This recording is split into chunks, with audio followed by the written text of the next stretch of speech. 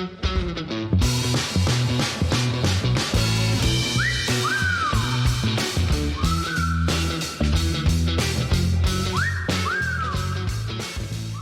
Jan and listeners, welcome to episode 5 of the Innovation Podcast, where we delve into everything about innovation, such as high performance within an organization and case studies of companies that may or may not be innovating fast enough. But before we go into that, let's check with Jan. How are you doing today?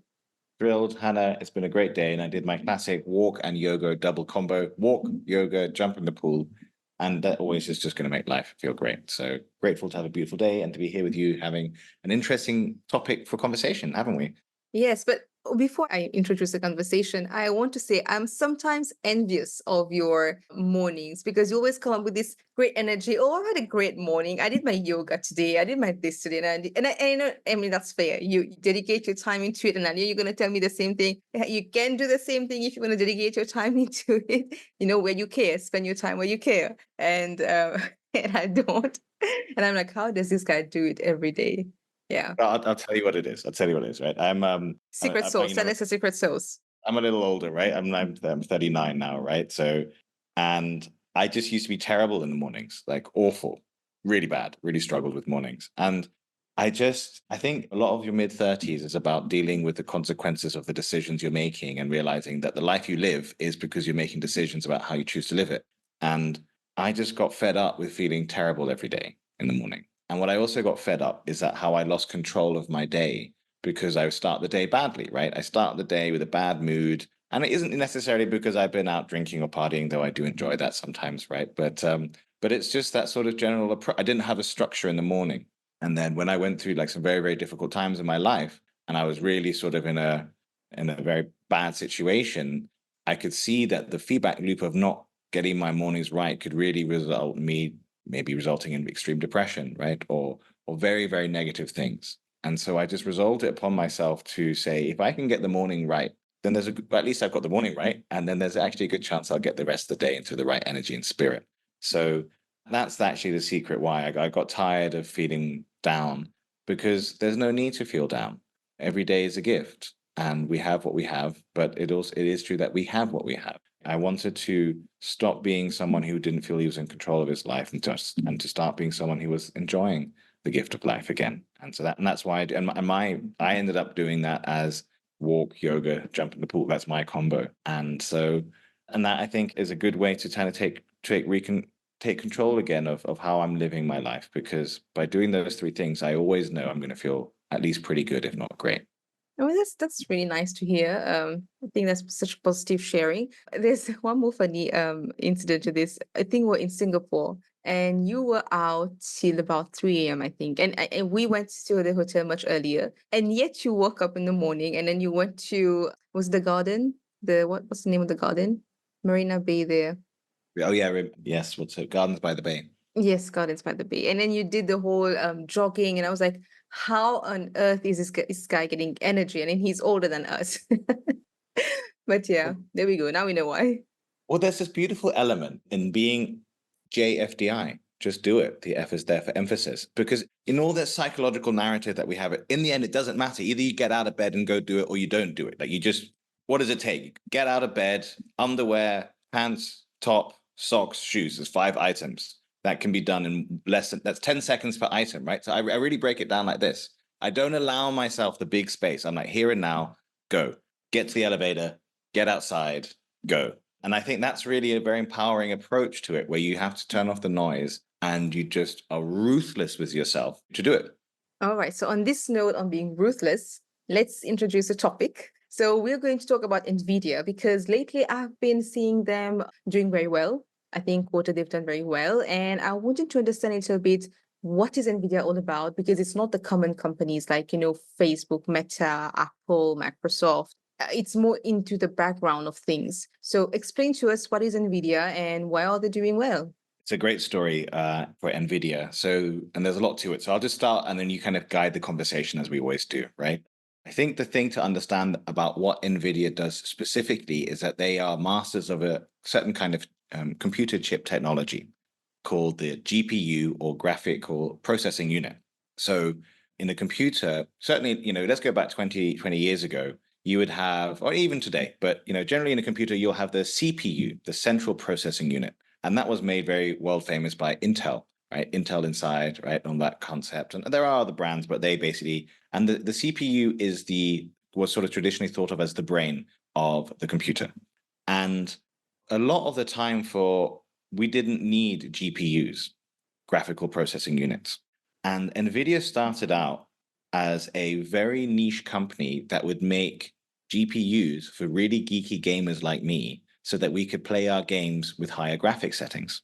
And the reason for this is because when you play an advanced video game, the CPU is handling a lot of the processing around the game, but to generate the visuals, it's too much for the CPU. And so what the GPU does is it takes the workload off the CPU and is only dedicated and focusing towards graphical processing, basically. Now, the requirements for this, certainly, in the 90s, 2000s, and then even until relatively recently, I'm really simplifying it, but it's true that it was essentially geeky gamers who wanted to have the latest and greatest graphics cards to play the latest and greatest games. And so, brands like the NVIDIA GeForce GPU became really, really popular. So that's kind of sets the stage, and that's where NVIDIA were, and it's worth noting they are the best in the world at that by far. And I think that's sort of an interesting thing to now understand about the NVIDIA situation, because they have decades of experience of being the best in the world at building these GPUs. There is, another company, AMD, that kind of is a distant second, but it's really NVIDIA, and they are the only major player in town. To give you an idea, I don't know what the exact number is, but I would have guessed that graphics cards that were sold by NVIDIA, probably 70, 80% market share. Now, in an interesting twist of fate, what it turns out is that to power AI, you don't need a CPU. You need the technology of the GPU. And this has created an extraordinary situation for NVIDIA, where they are the only company on earth that knows how to build this and can build these. Because again, we're talking about hardware. It's not like you can just say, you know what, I'll just build a GPU factory. No, that's like a multi-billion-dollar, multi-year endeavor. It's not like you can just pop out a GPU factory. And even if you could, do you know how to design and build them? It's a massive, massive infrastructure thing. And so this is why everyone is so ridiculously excited about NVIDIA, because they're essentially the only player in the world at scale who can build the physical hardware units that you need, GPUs, to run AI. You can't run AI on CPUs. And so and furthermore, in addition to that, is of course the cryptocurrency market. Mining rigs and Bitcoin mining and all this stuff are run on GPUs too. And so what this means is NVIDIA, for most of its history, was for geeky gamers. And then suddenly two breakthrough frontier technologies arrive, crypto and AI, and both need GPUs. And as I said, NVIDIA is the only company on earth that can produce them at scale. And so that's why they're in this unique market situation where even if you wanted to try and copy them, let's say if you wanted to try and copy a Facebook, right? You build some software and then maybe you can build it, right? But this is a physical hardware. It's a much trickier problem. It's not something you can just digitally replicate. So to try and compete or catch up to NVIDIA is going to take many years, and it's not something that's going to happen anytime soon from anybody. So that's why there's so much excitement about it. And then sort of, the final thing that's worth commenting upon that is, of course, that NVIDIA know this, right? And they know far more, right? Because they're the uber alpha players in the game. And so they have been working with this knowledge and this foresight of knowing this is coming and preparing a whole host of different technologies that will enable organizations to tap into the NVIDIA computation platform. So they're not just going to sell you the GPUs. What they're now selling, for example, is environments where if you're a car manufacturer, right, and you want to think about how does AI work for your car, you're not going to build your own AI. You don't know how to do that. You're going to go to NVIDIA and you're going to ask them to run simulations for you in their AI platform for you. And you're going to basically, NVIDIA essentially building out their expertise in GPUs to build their own AI capability at scale that creates a whole new operating system for AI. So it's a bit like saying they're building the Windows of AI based on the fact that they have such foreknowledge and understanding and expertise in the GPU arena. Man, that's just, really opened my eyes here, because I never realized it's such a fundamental thing, but I never realized that CPUs and GPUs were actually two different things. I don't know why it just never occurred to me. And while you were talking about the breakthrough of AI and crypto, and then having GPUs that help sort of grow NVIDIA. It's sort of taking me back to the days of university where I was going out shopping. So my friends were buying GPUs and I was just there, not knowing actual what it is, but I know they were gamers. And then those gamers converted to crypto miners eventually at some point. And I think that's all because at the very micro level, if you look at it, it's just because of NVIDIA, because they could create those GPUs and then, that helped gamers to become miners eventually. Yeah, just a note there. But what do you think that they are doing so right? Okay, go So I on. think that's a lovely point that you've made there, because that, to weave the web of innovation, right? If you look back, it's inevitable that gamers were going to become crypto miners because they have the mining rigs. Exactly. It sounds like, but there's such a 99% people did not have GPUs, right? Right. And because it's also not enough to have a PlayStation. It's a PC gamer who has an NVIDIA GPU. It's a very specific thing, relatively. And that's a lovely point that you made there about seeing how these generally young, passionate gamers, right, are spending their hard-earned and precious money. I remember wishing for and all I want for Christmas is an NVIDIA graphics card. My parents thought I was a total nutter. Like, why do you want this? You want a graphics card for your birthday when you're 16, right? Like, what? My birthday's on Christmas, so it's a birthday and Christmas present combined because it was quite expensive, right? So, so when we look at the long arc of innovation, it's interesting actually to see these things, but it was actually always going to be that way because they're building on the GPU technology and going from there. Right. So when you talked about, they know they are the best and they're working with that knowledge, they're going to be sort of the windows of AI for cars and stuff like that. So do you think, but there's always chance of getting disrupted, right? I believe. And I know AMD is far from it, but do you think eventually they can get disrupted, or what do you think they're doing so right that makes them very strong, shielded from disruption? Rick, well, disruption is inevitable. I think that's one of the lessons of Leadapreneur is that disruption is inevitable and it's about riding the rhythms of change. That being said, I really don't see how they could be disrupted in the next few years because they have such a defensible position around the hardware creation. We're so used to disruption being this sort of digital phenomena, ephemeral software. But to beat NVIDIA, you need to build physical GPUs. And that's very, very, very hard to do and very, very expensive and is going to take a long time. You can't rush job it. So therefore, it's difficult to disrupt them. Now, it might be in the essence of disruption that something comes out that no one saw coming, right? And could create something totally different. And so it's fun to play with that idea. For example, one thing, as we were talking about maybe doing an episode on solar, I was doing some research and it turns out that I believe Elon Musk through Tesla had made an $120 million investment in a company to produce solar panels that can harvest moonlight. So they operate at nighttime. And what they actually spent most of that money on, 120 million being a good chunk of money, is to build an AI chemist. And so nobody believed it was possible to build solar panels that can harvest moonlight.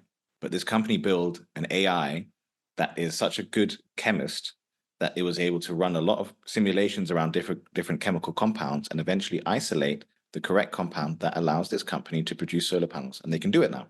And so what we can see there is in this example is disruption occurring that was considered impossible, right? Because to do that many experiments of that many compounds to try and find that one thing that could work is essentially impossible in the physical world. But running it with a breakthrough technology like AI suddenly makes the disruption possible. So it could be that leveraging AI, a disruptor finds a way to break the GPU stranglehold and do something differently.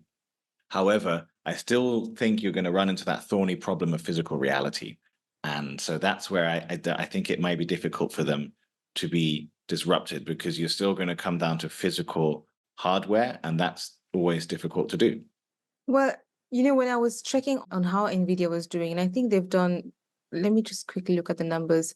If not, they've done about, I think they've done over, yeah, they've grew by 530% year on year. I think that's a lot. That also because of the launch of ChatGPT, so that people got to know about them. So that's why they had this massive growth.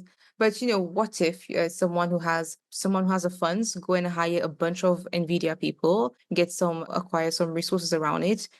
Technically, they can build those GPUs, right? I think, yes, you're right. It's possible. It's a bit like saying we could just get a Mercedes, take it apart, hire a bunch of engineers, and then just build a Mercedes, right? Right? In theory, yeah, sure, do it. Okay. But in Yeah, it sounds practice, easy. Why not? Let's go do it, Jan. Where's the money? I think it's much trickier than that. And so I personally don't think that that's going to be likely in the next few years. But on the other hand, it's going to be such a strategic demand for it, right? China is going to build their own NVIDIA equivalent champion one way or another, right? It's going to take them probably a decade to do it, but they will do it. So, looking at the medium term to long term, like 5, 10, 15, 20 years, sure, there will be other companies that step into that space. And as well, they should, because you can't run AI without a GPU. It comes back down to that, basically, right? You just need it. It's like you can't have light without a light bulb. It's just one of those physical things that you need, unless someone figures out something even cleverer. But then you still need that hardware, and you're still trapped in the same thing. You still need that physicalization. One thing I do want to touch on is that certainly in the 90s and 2000s, Intel was just utterly dominant in its category, right? It was the dominant player. And recently, the CEO of Intel, it was a couple of months ago, said, his biggest regret was that he canceled Intel's GPU project. Right? Feel a bit silly doing that, right? I was thinking about why Intel didn't do it, but then that I thought, maybe they were very good at CPUs, so they just want to do just CPUs. So I mean, I'm glad you brought that up. That's sort of, yeah. Well, you're exactly right. But this is, as we like to talk about the innovation podcast, and the treacheries of innovation, right? And the stagnation demons of arrogance, ignorance, incompetence, delusion. They all come into force in NVIDIA well, they always come into force for everyone, but at Intel, this time they arrived. So the question is, why didn't Intel do it, right? And the reason why they didn't do it is because they didn't see that you could make any money out of it. This was in the early 2010s, 2010, 11, 12, right? Before crypto, before AI, before anyone had any idea that any of this would happen. The gaming industry was booming, though. I mean, you were 16 and you were looking for an NVIDIA graphic card, and then that was in the 2000s, maybe. It was. And so that's why Intel were doing research on should we really go into this or not. But what they concluded was it's not really, it's going to be a thing, but it's not the big mega thing. And we're Intel and we're too important. And basically, we're not going to focus on it. And I think it's fascinating that, again, we see the story repeat itself where they missed the boat when they were so close to getting on it. And they shot themselves in the foot. And I think what we see there, and from what I was understanding from what the CEO was saying, was it's basically, what Clayton Christensen called the innovator's dilemma, where, you're making money now making CPUs. So you're going to keep focusing on doing that. And you're going to be less interested in getting into GPUs because you're making CPUs. And someone else is making GPUs better than you, NVIDIA. So you don't want to try that, right? It's the same thing with internal combustion engines versus electric cars, right? And that's why that conversation about paradigm is critical, because you're not going to make the paradigm leap. You're going to keep doing, and the management bureaucracy is going to reinforce that. And the search for maximizing shareholder profit in the short term, is going to produce that outcome, that decision. So the reason why NVIDIA achieved what they have today, is my argument, is for the simple reason that they care. They're passionate gamers. They love gaming. They're passionate about it and wanted to give gamers the best thing. And they live it, they breathe it. And by being such an important player in the gaming community, right? We can't have advanced PC games without NVIDIA, right? NVIDIA really become a part of the fabric of reality of the gaming community, as opposed to just a monopolist who dictates commercial terms to everybody. And what this therefore does is it allows you to keep pursuing the passion and the fire and the belief in building a better world for gamers, right? And that is why NVIDIA arrived at building such good GPUs. It's not, and I really want to be really clear about this, it's not because they had a genius plan that imagined AI was coming and crypto and that they were going to get ready for it. Potentially some of the senior leaders saw some potential hope for that in the future. But it's such a non-linear outcome. It's such an unpredictable phenomena that it's not something you can put into your business plan, right? Certainly not in the late noughts and early 2010s. Definitely not, right? And so what I think is worth noting here is the reason why Intel gave up on the GPU is they didn't care enough. They didn't care enough about building a better world. They cared more about profit optimization, which is another form of a better world, but there's a certain short-termism to that. And that short-termism has resulted in the fact that they are now not growing by 530% a year. And I believe NVIDIA became, I think it was the 5th trillion-dollar company, something like that. And Intel did not. So I think, what we see here in the story of innovation and disruption is that again and again, it tends to come out of organizations that are passionately pursuing something because they really believe in it at a fundamental level, that it is going to build a better world. And what is it that drove Apple? It was driven in part because of the launch of the iPod and Steve Jobs' passion and bringing to the forefront music, right? We're so used to music being cool and the thing it is today, but back in the early 2000s, it was a part of reality, but it wasn't the thing that everybody embraced. Technology was not cool. Steve Jobs' passion for music and giving everyone the chance to hear the music that they want to hear made him focus on music devices that allowed people to see technology in a new way. Hey, this is the device that lets me listen to my cool music, right? Whether it's Mozart or Dr. Dre, or ideally both. It's my preference, right? And with Steve's device, it was possible. And if we look at every one of these companies, they are driven by that. And I think it's also one of the secret sources behind Elon Musk's success. He's driven to build a better world. You can say whatever you want, but he's not messing around on that, right? Tesla is there to accelerate the transition to a sustainable mobility concept, right? Electric cars. SpaceX is founded to make human species interplanetary. He's not messing around with these concepts, right? This is not a joke. The purpose of SpaceX is not to maximize shareholder value. The purpose of SpaceX is to make humanity interplanetary. And you have attracting the brightest minds towards that purpose. The purpose of NVIDIA is not to maximize profit. It is about building the best possible gaming experience and living that and breathing that in everything that you do. And so by having this higher purpose there and really authentically pursuing it, you unlock a level of commitment to the innovation journey and iterating that is superior to an organization that is just profit seeking. And so in the medium to long term, that higher purpose driven organization will deliver superior outcomes and superior returns. And we can see that if we could look at NVIDIA and we compare it to its peer like Intel, or we look at Tesla and we compare it to its peer like Toyota or Volkswagen. And so what I think is really fascinating is that we're seeing a new concept for capitalism, which is this idea, it's been alluded to, something like conscious capitalism, but it's basically realizing that competitive advantage lies in generating superior states of consciousness and sustaining them. And the way in which you do that is by articulating a higher state of purpose. You're not going to get the best out of your people by saying, let's go maximize shareholder value today, boys and girls. That isn't going to happen, right? Rallying them to say, we're making life interplanetary and you're here to make that happen. And if you don't care about that, get out. And we're going to run hard. And yeah, you need to work your ass off. And yeah, it's going to be 50, 60 hours a week, but you're doing something noble and you're doing something great and you're going to be part of the best and the best in the world. That's a whole different order of magnitude of creative capability. And so that's, I think, what's an interesting lesson there from NVIDIA is that they took that path. And that path was about being passionate about gaming and supporting the gaming community to have the most fun and to play. Such an interesting concept you've shared towards the end, which is new concept of capitalism being that working with a higher purpose. And on this note, I want to share something. When you're talking about market cap, I think, what number did you say NVIDIA was as per your knowledge today? $1 trillion company. Let's have a look. Trillion. All right. So yeah, right. So that number 3, and number 1 is Microsoft at 3.13 trillion. Number 2 being Apple, and number 3 for NVIDIA being at 2.26 trillion. Can you take a guess who's number 4? Well, give a guess. Toss up between Amazon and Meta. Oh, well, no, it's Saudi Aramco, and then Google, then you get Amazon and stuff. But I mean, it's just interesting to see code there because you're talking about higher purpose. And I've grown up in a culture, not in a culture, but I've grown up in an era where people were talking about oil being the most expensive things, where where there's oil, there's a money, and now we're not saying that. So what's your take here about higher purpose and the oil industry and now the tech industry taking over? Well, I think that what's reliable about oil is it does make a lot of money for a lot of people for a long amount of time. And it's become something that's so embedded. And you can look at so many countries. America is the world's largest oil producer, and it's fundamentally transformed through oil. If you ever look at countries like Norway, Great Britain was transformed through oil, right? Saudi Arabia, African countries, Malaysia, where we live, right, transformed through oil. So I think it's been, that the only thing that can be said to it is it's extraordinary what it does.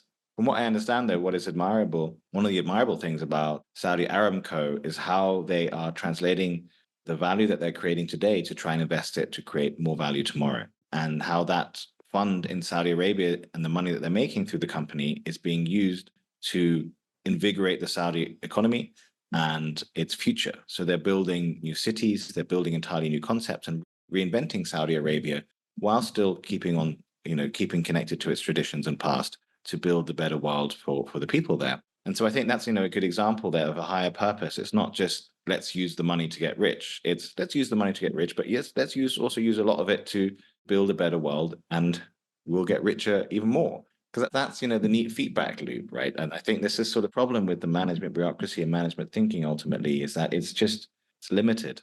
It's a bit pathetic to think that you exist to serve maximizing shareholder value. Lies at the heart of crisis capitalism, is that it inherently becomes meaningless and no one cares because you don't care about maximizing shareholder value and you don't exist to maximize shareholder value.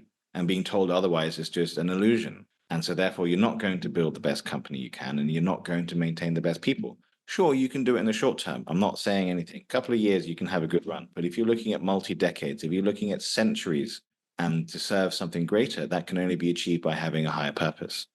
Well, Jan, as an ending note here, I want to ask you to sort of share a message or an advice, whichever way you want to go for it, to people listening to the podcast. And I believe we'll have some people like myself, we're employees, but the thing is, us or me working for Leadapreneur, we are into building a better world. And that's our mantra. That's something we keep saying every single day to the people we work for with.